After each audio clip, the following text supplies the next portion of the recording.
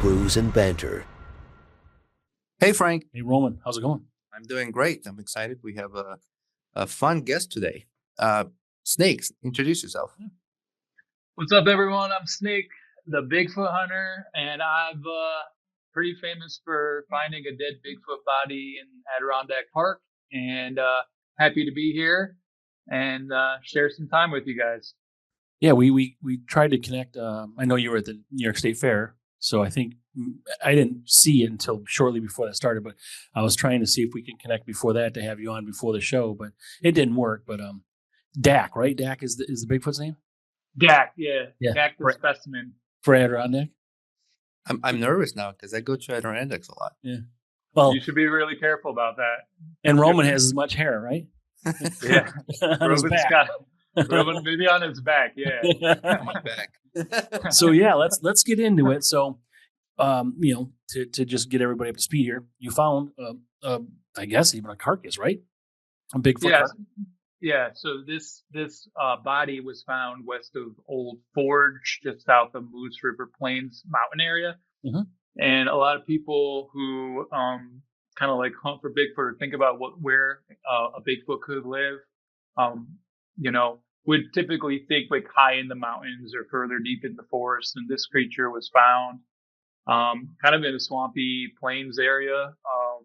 And we've had a lot of people who have seen sightings of Bigfoot up in Adirondack Park in swampy terrain.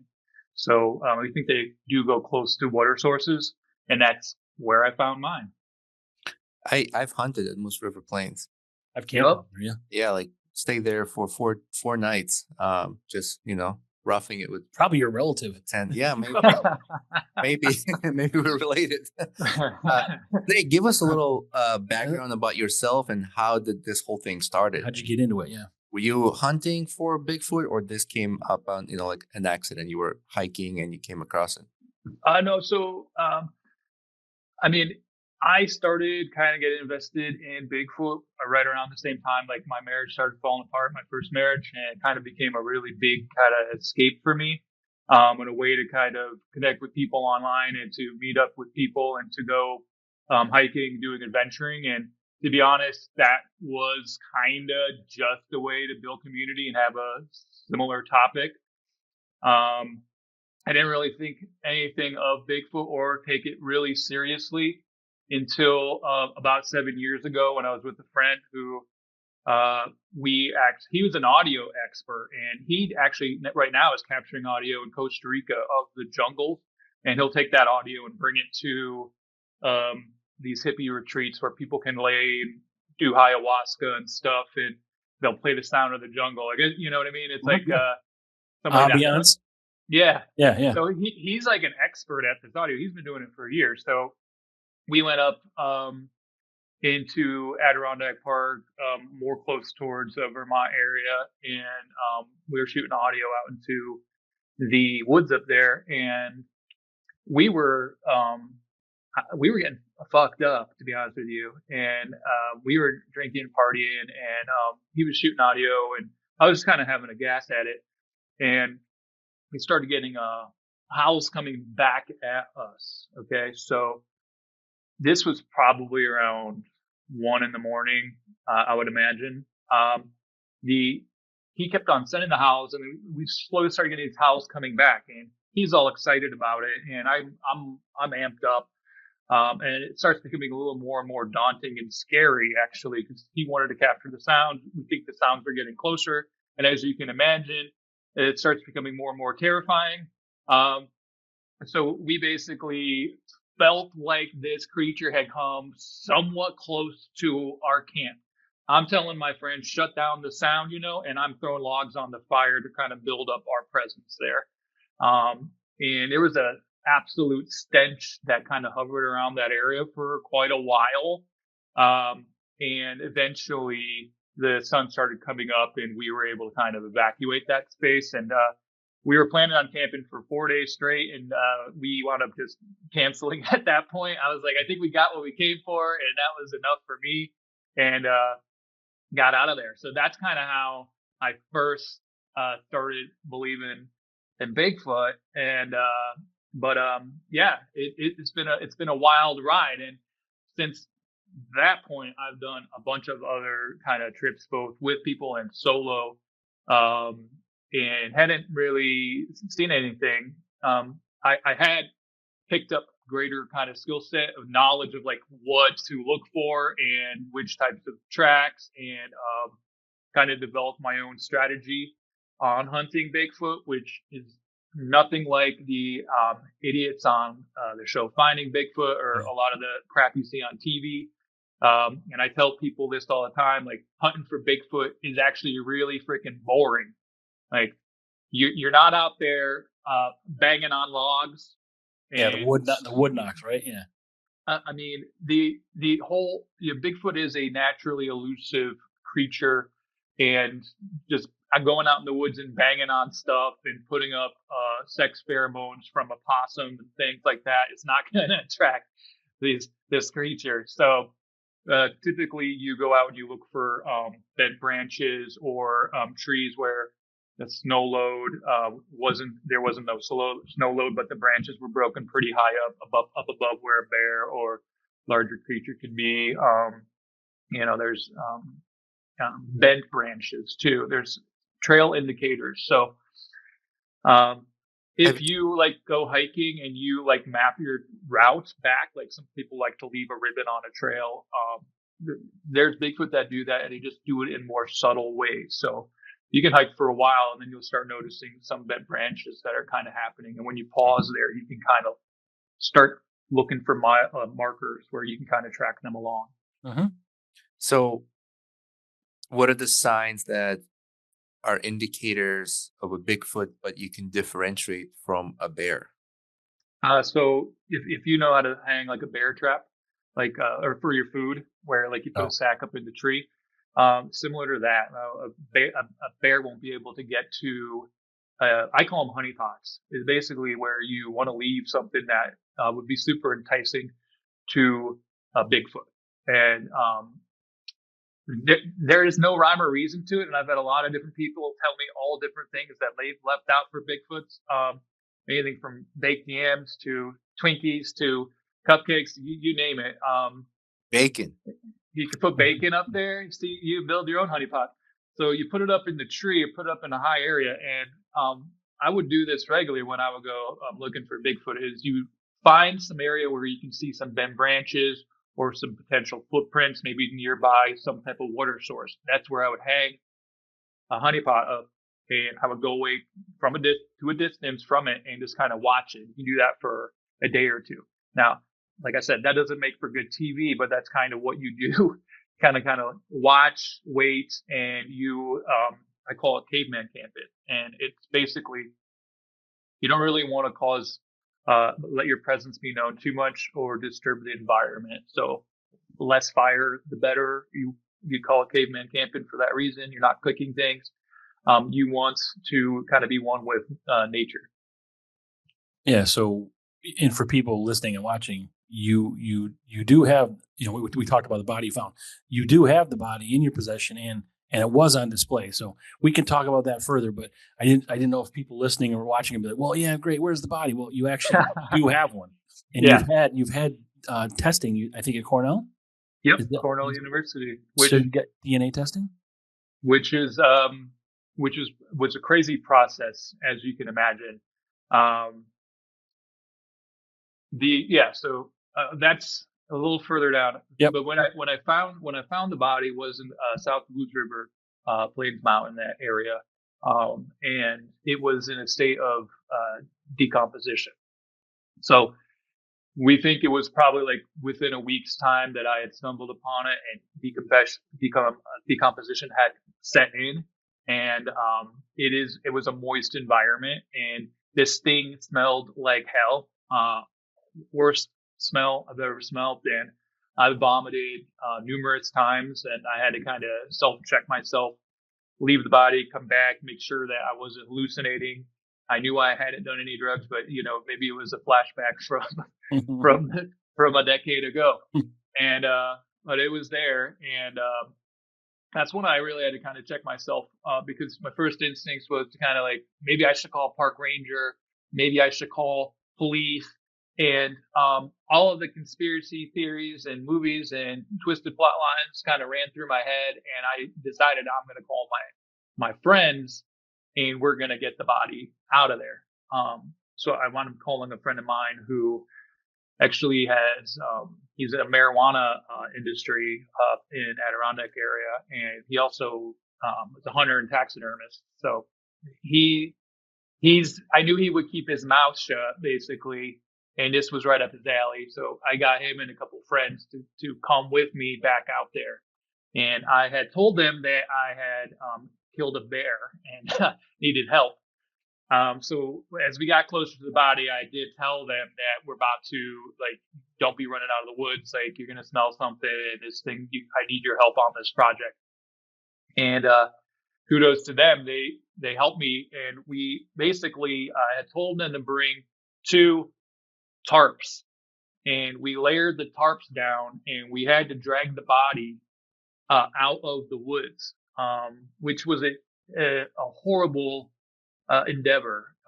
It was the worst 7 hours of all of our combined lives.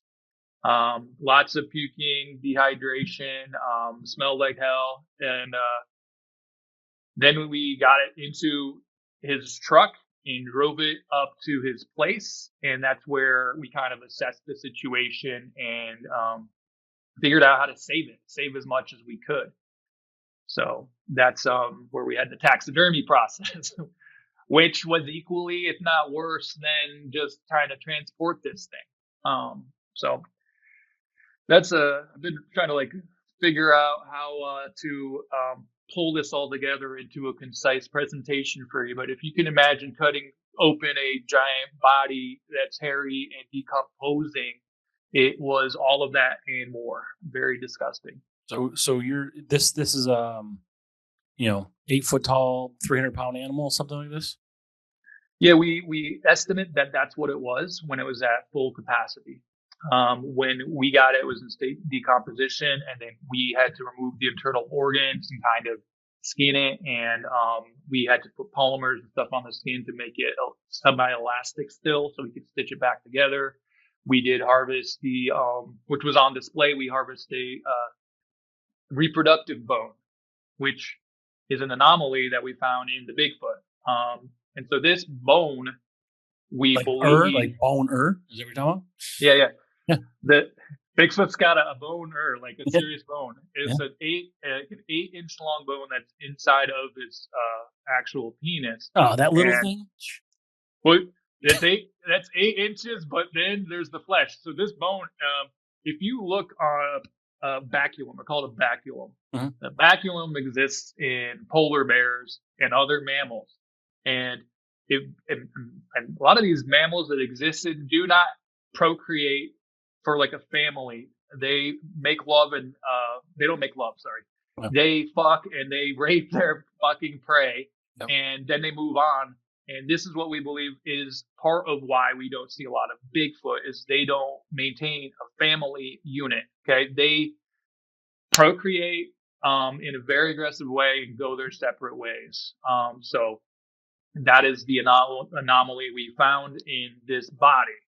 And so while we were at the body, I had, done some, preliminary photos and basic, foot casts. And later on at the state fair, his Bigfoot expert came over and looked at the foot cast that I had pulled, and he was like, "These are 2 different sizes. One was bigger than the other," and so he believes, and I think he might be right, that Dak, my specimen, which was a male, may have tried to approach a larger female Bigfoot, and the other Bigfoot didn't appreciate the advance and bludgeoned him to death. The other theory is that she used and abused him and, praying mantis his ass. We don't know. But there were 2 different Bigfoot there that battled. That's the theory that I kind of believe. And again, it could have been mating, but it could have been territory. It could have been food. We don't know. So Yeah, that's She could have had a bone or two. yeah. I mean, she identified as a female Bigfoot, but maybe she wasn't. She fucked him up. He was like, "Oh, wrong one." Yeah, so you don't see any evidence of any kind of like contusions and broken bones and shit like that from getting if Dak was beat up, you wouldn't see that necessarily. And I mean, you guys don't do an autopsy, but the taxidermy piece didn't show anything. No We broken didn't see anything like that. And by the time we got it out, it was, he quite lumpy and kind of bloated. So there's possibility he got knocked real Yeah. hard on the head or something. We don't know. And so what was that feedback like at the fair? I mean, you had a lot of people, right? You're selling tickets, I think, right, to get in. We did a suggested donation, Okay. and we wanted everyone to kind of see it. So we were giving out buttons to kids and just like if you wanted to see Bigfoot, we weren't going to stop you. It was a suggested donation. We had a massive kind of public interest in this piece. The Japanese people came and were documenting it. It got in the Sun. It got in ABC. It was kind of like took off, and I knew it would, but it was kind of crazy. So we also had several kind of other Bigfoot experts who I kind of got blow to blow with publicly. So it's a very interesting kind of microcosm of people. Some people that I used to kind of respect or look up to, who when I announced the body and invited some of them to come see it, they would start talking crap about it because my DNA profile shows Neanderthal lineage, and they've been selling like a book about Bigfoot being an ape or Bigfoot being an alien, and that's counterintuitive to them and to their ability to sell their book or whatever. So we got in a fight with the guy who runs, who is the creator of Finding Bigfoot, the TV show. Who he bangs on logs and goes out there with a bunch of knuckleheads and tries to make it an entertaining prospect. And so I invited him to come to the fair and see the body. He wouldn't respond to me. So it's an interesting world for sure. Is the creator Matt? Is that the guy? Yep. Yeah. So I watched that when my daughter was growing up. She loved watching. She was just tiny at the time, but I'm familiar with we don't have to mention names. The big guy, the female, and then Matt. I watched all that, and that's why I get into these wood knocks you're talking about, and the ferns and all these things. And I realize, like you're saying, it's not terribly exciting to watch if you're not doing that. It does make for good TV. So that's why they're sort of introducing all this other sort of technology and techniques to sort of make it so people want, I hear noise, like this. They want to add a little drama to it. It's like ghost hunters. Right. They have to add some stuff to it. But to clarify, sorry to clarify, your reports from Cornell are legitimate. You have documentation that says that this is Neanderthal lineage. Yep, it's 58.5 or 6% Neanderthal / Denisovan. So I believe Denisovan is more of like Eastern Asia, and the Neanderthal European. And then there is a period that must have crossed over into across the Russia, North America land straits. And that's why we believe there's these different strands in there. And so that bothered the people who believe that Bigfoot could be an angel or a great ape. And there's a lot of people who Jeff Meldrum is a famous anthropologist who believe that Bigfoot is a great ape, and so there's these pockets of people who have deep embedded kind of beliefs. So when I release that information, you get a complete, tidal wave of support and also critique and criticism. And, a lot of these people also believe in Dogman and Mothman, and that their sister got captured by an alien when she was 15. So you really got to like cut through a lot of the noise of these people and kind of just be persistent with your own message. And those other people selling the books, to the best of my knowledge, they don't have any documentation DNA related saying that it would be an ape. No. Right. No. The craziest people who I've encountered are the ones who believe that Bigfoot is an angel. So they believe that an angel fell to earth, mated with a mammal, creating this Bigfoot, this Nephilim, as they call them. So they believe that Bigfoot is made in the eye of God. Okay? I gotta be honest. If an angel fell out of the sky, she's got to be able to bang something way high. I mean, really, if you see this beautiful angel, you're like, I think I'll just settle for this fucking wildebeest. And if it's if it's an angel, don't they have wings? Why would she fall? Well, yeah, or she could just fly away. Like, fly to my house. Come see me. Yeah, there's a lot of steps in there that don't make sense, right? Yeah. So then, when I did the taxidermy with my friend, like, we saved Dak's testicles, and I have them like in a jar, and that got out to some of the people in this belief system, and I call them this group Angels Amongst Us, and people like David Politis. I don't know if you know him; he's in that world, but he also is like a former cop who is a paranormal expert and in the Bigfoot world, but he also believes a lot about Bigfoot being part angel. So there have been people who have approached me about wanting to get Dak's DNA or testicles because they believe if they can get Bigfoot's DNA and make an offspring with it, it would be a child of God. Oh, gee. Oh my God. What the fuck? Sure. Right. So I'm make me one too. Give me one. That's so weird. Yeah. Yep.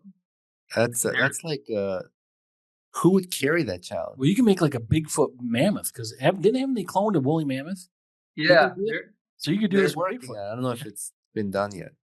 Yeah, there's definitely women who would have sex with Bigfoot. I guarantee you that. That's a whole fetish of its own. Forget the sex part. Like to make an offspring and carry, you don't know what the hell you're carrying. Like what did you get this DNA from? What is it gonna look like? What is it gonna come out like? It's what are you gonna catch from this thing? Are you gonna die from it? Like I don't. His blue vein throbber is gonna be half the length of the woman. I don't know. Yeah, that would hurt coming out for sure. Yeah. You want to get a C-section. Yeah, and this there's nothing. I mean, you think that fucker is gonna be gentle with you? Like, how's this gonna work? It's gonna come up, be like, I'd watch for sure. There's a market for that as well. I would do that, but like, I don't want any part of it. OnlyFans. Yeah, only foots. Yeah. I mean, there's definitely people who've offered me money for that, and even eugenics stuff. There's the body structure and the stride and the ability of Bigfoot is very interest to other parties for sure. And we've had different random people reach out with inquiries. There's a guy who reached out, his name was Henry Huang, and when I looked up Henry Huang, he actually is associated with Justin Sun. Justin Sun is actually in crypto, and I'm like, Chinese crypto billionaire. One of his associates was poking me about the body, and I'm like, this is getting crazy. Like he was offering to buy it. Yeah, inquiring about how much it would sell for, and trying to arrange kind of like an in-person testing with me. And it I felt like this is real shady. And when you have a specimen like this, like the reason why I wanted to show it at the New York State Fair is because then you get a mass audience and it's kind of a public forum. To me, doing a private showing to weird rich people seemed like an immediate way to possibly get yourself disappeared. Yeah. Yeah. So And the location of the Bigfoot right now is not enclosed, like it's secret. yeah, I've had to keep it kind of secret. We did have a break-in a while ago, and this person appeared to be on drugs, but um, he mentioned a couple things. I caught him in me and my uncle's house, and where I had the body in the back garage. He was in the house when we caught this person in the house, and my uncle had a gun on him, and we were able to call the police. But he was mumbling stuff. Um, Again, he was on drugs for sure, but he said like a few times something about a peppermint giant, and I didn't know what that meant, but I was like, peppermint giant, what the hell is he talking about? So I don't know. There's a few people who know about the body who have, like I said, my friend who helped me taxidermy it. He was in medical and medical marijuana and other marijuana up there. And there's some people who I know have knowledge of it who are a little unsavory characters. So I've been trying to like keep it safe for sure. That guy wanted to bang a hairy angel. That's what the intruder was. Fucking weird. Totally. What a fucking weird. So, well, during taxidermy, any organs that were recognizable and you could tell if it's look similar to a human-like organ or animal? It was very much human. My taxidermy friend, he had never done an autopsy or done a taxidermy on a human being, of course, but based on the books that we were pulling and we were looking through on our phones and on a tablet, just like kind of going through it while we were taxidermying, it was astoundingly human. And based on what we know from the DNA, that this is a creature that has tons of human DNA and Neanderthal. Neanderthals are pretty much human. So the creature is big. It had larger heart, larger lungs, and larger bones, larger muscle mass. But it was human for sure. The only thing we saw was the bone, the reproductive bone. So how deep did you get into this? The taxidermy piece, and then the studies you had done at Cornell. I mean, are you able to analyze, what was in their stomach, what they ate? Like, did you go that deep with it? I mean, to be honest with you, we looked at the organs and we only saved things that were kind of anomalies. Everything that looked kind of human, we were chucking out. Like when we opened it up, it was sticky, slimy, decomposing, and nasty. Yeah. So, I mean, we had blood, fecal sample, and we saved that and the testicles and the reproductive bone. But most everything else was shoveling into black garbage bags and kind of getting we had to drain out the brain. So we drilled some holes in it and poured some acid in through that and then emptied that out. It was really gross. I mean, yep, it was real gross. A lot of vomiting. And did you document the process, video or photos? We have some photos and some video. And it's hard to look at. I've been approached for doing a little documentary on it. I'm still trying to weigh that out. But yeah, we have all of that footage and everything. It's real gross. I'll tell you, it's interesting to me that here. I don't know that anybody's ever found a body. You see these videos, like the famous video with the thing's walking across the stream and it looks like it's waving or whatever it was doing. So you actually have, possession of a body. And again, I don't know that anybody else has ever had that. So you're in this unique position, and yet you still are able to refrain yourself from being some sort of commercialized, I suppose, megastar if this were to, be believed by everybody that should be believing it. Yeah, the catch-22 in anything with cryptozoology, people are going to dismiss you. So I have become a rock star in certain circles, and it did go to my head for a little bit. It's pretty easy to pick up a chick when you say you got a Bigfoot body, believe it or not. Good way to get them back to your house. Noted. But it did, like, it's funny because the Japanese documentary people, like, they were immediately there. They wanted to document it. They wanted it to kind of get out there.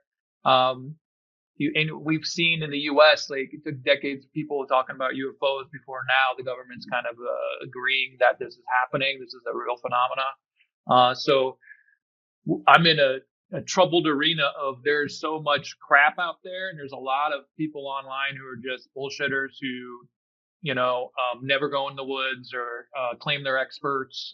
You can go on you can go on Photoshop and create a diploma for being a professional paranormal expert or professional cryptozoologist. Like, you don't need to go to college for this. So you get invited a lot of people who have zero credibility, who it floods the field with a lot of noise. So I've been taking proper next steps to try to make sure that it's not just shoved into Bigfoot world, because that's where I feel like it will go to die, because you'll just get lumped in with the Mothman and aliens and everything else. How long have you had it now? I got it like early October 2024. And we did a taxidermy process and a drying process and then a reassembly.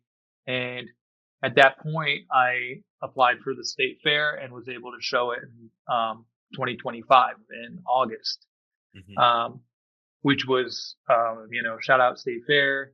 What a great forum for it. And overall was really a great first kind of showing of the body. And attracted a lot of great people and also a lot of crazy people, but it was a real treat for sure. So when you're talking about reassembly, I mean, you took off limbs like arms and legs, or are you just talking about sewing it back together after you had?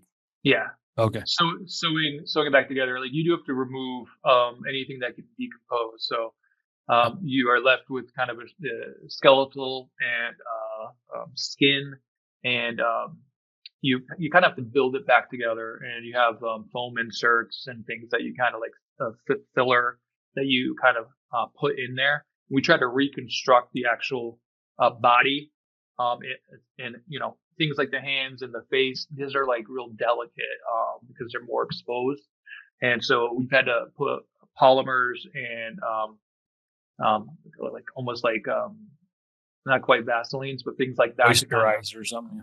Yeah, to keep it a little bit. It's basically mummified. It's a homemade mummified kind of body, and that's how it's been stored, and it's within a casing now out of the elements. So, yeah, like a clear. Is it plexiglass? Yeah, yeah. But do you have like what's it called? Like an inert gas? Like, is it filled with argon or something so oxygen doesn't get in? Or like, how is that preserved? We have it in there, and we have the some of the preservative packets in there as well, kind of just keeping it stabilized. It's going to decompose more. That was some of these people critique. They come in and look at the body like, oh, look at it, it's not as big as it was, and it's not as big as it should be, or this and that. I'm like, well, we did have to taxidermy and cut it apart and like reassemble it. It's not, if you would have ran into this thing while it was alive in the woods, it probably ripped your head off. So, I mean, let's get back. Really, let's talk about this thing's crank, right? This big fucking. Why are you upset? Because I'm trying to think. Like, so it's 8 inches, right? You said. Yeah. Because Tommy Lee is like 14, and he's not a Bigfoot, right?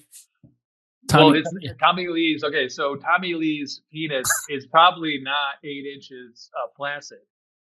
Oh, this is flaccid. Yeah. I guess he didn't die with a boner. Yeah. So sense.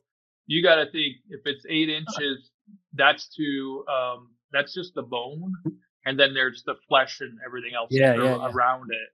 I mean, so girth wise, he's got to be like fucking 6 inches round, 4 inches round, something like that, right? Yeah. He is a hog for sure. I never got to see it hard, Jeff. I apologize for that. No, I'm just shocked. Like, how does this even work? I mean, so you know what the female's vagina's got to be like? How big that is to be able to accept this?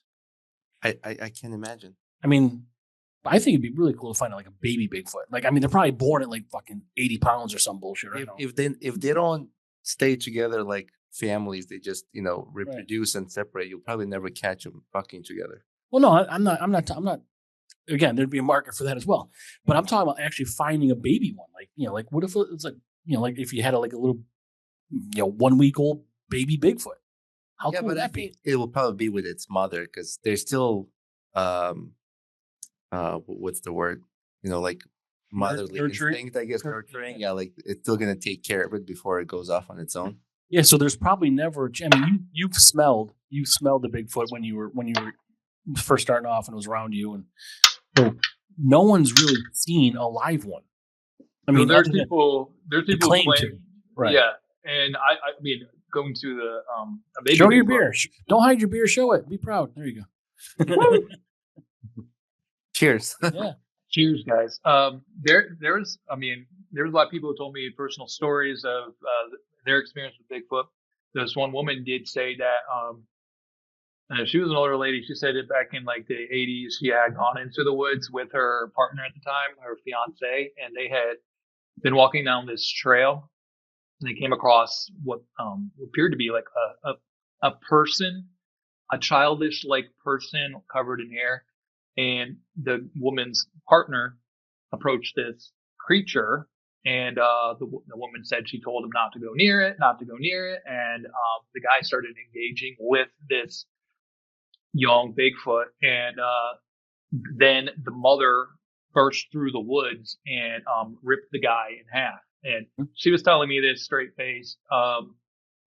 She then told me that she the mother Bigfoot came out and stared at her. She was frozen still, and she had peed herself. And the mother Bigfoot collected the baby Bigfoot and went back into the woods, and she was left there with her fiance ripped in half there. She then told me she went and told the police, and they brought the police back, and they basically couldn't piece it together. They couldn't believe that there was an actual Bigfoot there, and they didn't believe that she was capable of killing someone in that fashion. They chopped it up apparently to an animal attack of some sort, even though there's no like bears or anything that were near that area she lived in. She told me that after that she wound up spiraling really hard.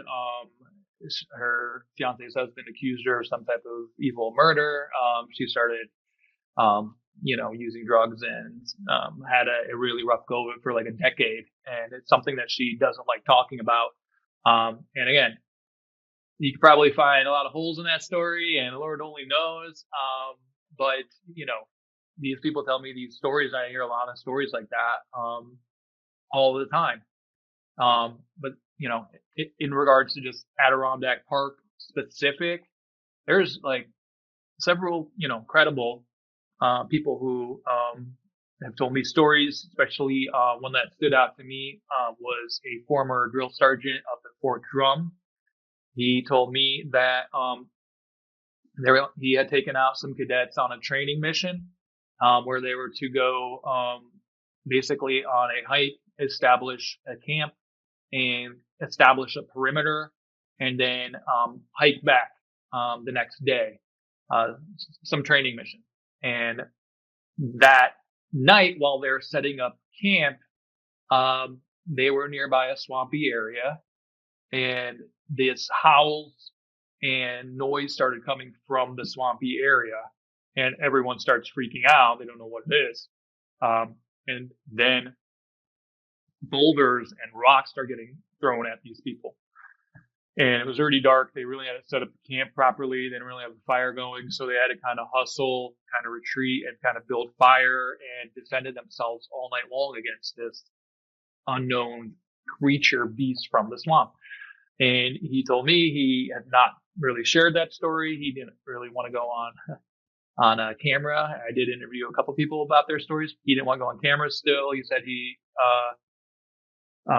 wanted to get his pension. He wanted to retire without causing any controversy. And they kind of all swore themselves to secrecy. He was a very convincing guy. And did I check his credentials to know that he was from Fort Drum? I didn't really do that. So, but he, there's some people that would tell you straight to your face these stories. So, part of me really wants to believe some of these people. Well, and understandably, 99% of the population is going to think you're full of shit, right? And all these other people full of shit. But all you got is hearsay, stories, grainy video, like all these things. But you actually have documented scientific proof. Yep. So, I don't know how you can dispute that, right? Unless because science doesn't lie. So if it's true science, it didn't lie, right? Right. Yep. So, do you do private showings? Not show your privates, private showings. Well, I haven't shown my privates for money in a while, But the thing with the body, especially after the break-in, and like I said, I did exploit it for a little bit, absolutely. And you start showing too many people, it becomes a problem. That's what I found. So it's like you kind of want to pick and choose where you show it, and the security is important. If Brews and Banter did a road trip, I don't think you're far from us. I saw your your area code for your phone number, so you're only 2 hours from us, really. Well, I bounced back and forth from further up in Adirondack Park, and then I have family in Sodus, out in Ontario. Yeah, it's only an hour from us. Yep. Yep. And that's the area that I'm kind of keeping it under wraps. So we can make a road trip if we were able to. I'm down for a road trip. I want to see Bigfoot. Now, so there's people use Bigfoot and Sasquatch. What's the difference? It's just different name for the same creature. Different names. So the thing with people in like Pacific West, like they have different storyline, different type of body type that they're characterizing with what they see out there. And I believe Bigfoot is more Eastern U.S. nomenclature. I could be wrong, and I'll probably get crucified by that. But yeah, Sasquatch or Bigfoot interchangeable. There's skunk ape in Florida. There's Ohio grassman in Ohio. And they all have different body types and body frame and stride. So, it's a complex ecosystem. And a lot of the sightings that happened in Adirondack Park are usually in the fall. So we do believe that there's kind of a migration that happens in the fall. And it could be coming from Canada south around that time to be in a warmer climate, or vice versa. We're not really sure. But they're able to go long distances for sure. I'm wondering if any hunters have. I mean, during fall, that's hunting season. So, if there have been hunters who have any sightings, I've hunted at Moose River Plains. I don't know exactly where you found this body. Have you ever shared a location? Not exactly. I do plan on going back out there. Maybe, maybe we can go together. Where we could do that. Yes, it was a good 15-minute drive on that logging road. Yep. And I'll tell you where I usually enter from off camera, and then you just go through those sites that first come first serve, basically. And there's one side that myself and my friends, we do like this annual trips. We haven't done it in a while. Last one I've been to was 2022, and you're basically there. There's no cell signal. We have to drive for a good 20-30 minutes before we can get a cell service. But we all go to the hunting site, but we all separate afterwards. We all go in different directions, and there's certain paths. I've come up on the bears. But like thinking and knowing that there could be a creature like this, it's, I carry firearms with me, so, but you never know, You never know. And like, I stumbled upon it by happen chance. I've been hunting for Bigfoot, and I've looked for signs and all of those things, but I think it was just dumb luck for me. Like the biggest tool I had in my arsenal was my nose. I could just smell that fucker from quite a ways away. That was it. Dumb luck, to be honest, could have been you. It's kind of how Frank could have been him smelling, or could have been him smelling. Either one. And then you got a Yeti, which is just like a polar Bigfoot, right? I mean, it's like deer. Like you go down south, they're smaller deer than they are up north because I wonder if there's a different name or a name exists for Bigfoot in different countries. Yeah, they're all different names. Like Yeti is in the Himalayan mountains, and I've had a couple people who real serious people tell me they had experience with Yeti there too, hiking in the 70s. Saw a mountain yak ripped in half, and he looked up the hill, and there was something way up at the top of the hill that was blending in with the mountainside. And he told me straight faced, and this is the guy was a professor, like Yep. what are you going to do? Like, I totally believe that. And, part of the reason the Japanese, TV and documentary crew came to the state fair is because they have, their version of Bigfoot there. So it's something that's a phenomenon that happens across the world. So you really have to kind of think about that. It can be, you can reduce it down to, oh, there's always something going bump in the night in the woods that, but there's the storylines, the descriptions of the creatures. There's a consistency that, it's really hard to kind of like argue with. So we'll probably wrap things up here. So we'll talk about how people can get a hold of you, where they can see these things, your website. But what's next right now? What's your next plan for what you're going to do with what you have? Right now, I mean, I'm looking at another showing. It's all about, I don't have lots of funds to kind of pull things together. I'm trying to be smart about it. I've been offered to show it at different like Bigfoot stuff, but like I said, I don't think showing it someplace like that is great. So it's kind of like, where's the best arena for me to show it? And I've been trying to kind of write down my thoughts too about how I found it and kind of like do my best about writing it down. Not sure what that would turn into, but I do think it's important to kind of document and tell my story like I told you guys with a little more detail. And a lot of that for me is because I want people who are going out there to be careful and safe. Not everybody goes in the woods armed or with bear spray even. But I want to make sure that everyone going out into the Adirondack Park is safe and aware. Because I do believe that's part of my main responsibility, is letting people know that this exists. I reached out to a lot of the Adirondack mountain clubs and Adirondack organizations, trying to explain the situation to them as well, so that they can maybe let their people know that they should be careful out there. So, isn't the Adirondack Park we talked about? Isn't like, it's not 65 million acres or something? Isn't it like 65,000 or something? I think it's bigger than Rhode Island, right? It's huge. It's bigger than a lot of combined state parks. Yeah. It's a mixed use too. There's public, private. There's it's just a huge swath of land, which makes it more complex. And people ask me too, like, why won't people kind of credibly certify this or recognize it? Is that there's also, if you think about animal rights organizations or logging rights or environment, land use, like when you acknowledge this type of life form exists there, you're going to have a lot of new rules and regulations that could interfere with business and government. So there's a lot of reasons why people don't want to spread the word on it. So to get a hold of you, your website, your social media platforms, what is all that information?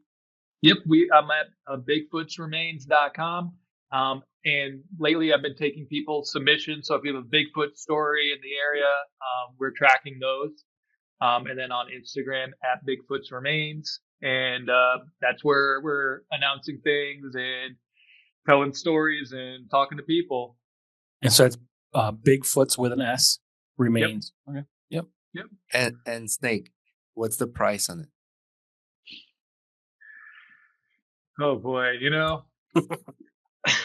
$20. Curious. I haven't thought about it. I'm stuck with it for a while, to be honest with you. Yeah. So That's still early enough. You've only had it, year and a half or close. yeah. I think it will go into the right hands. That's my main concern. Like I said, that's the main concern, and raising awareness. But yeah, it's a project. We certainly appreciate you spending time with us, and it's a much more detailed journey than I thought it would be. Yeah, and we'll get in touch. We'll do a road trip if you'll have us. Would like to put together a road trip content as well, and bring more awareness. It'll be fun. Yeah, you guys would have a great time. I'm telling you. Perfect. Yeah, we'll bring beers. Yep. So we're gonna get off here now. Stay on the not on the line, right? We're staying on stay on the Zoom. We want to say thank you to all the followers, listeners. We appreciate you. We'd ask if you would love to support this podcast and what we've been doing with this show. Please support us by purchasing our merchandise on brewsbanter.store.com. We appreciate it. Thank you to Hopped Up Network. Thank you to Big Oyster Brewing Company for sponsoring this episode. And thank you, Snake. Yeah, thank you. Bye, everybody. Bye.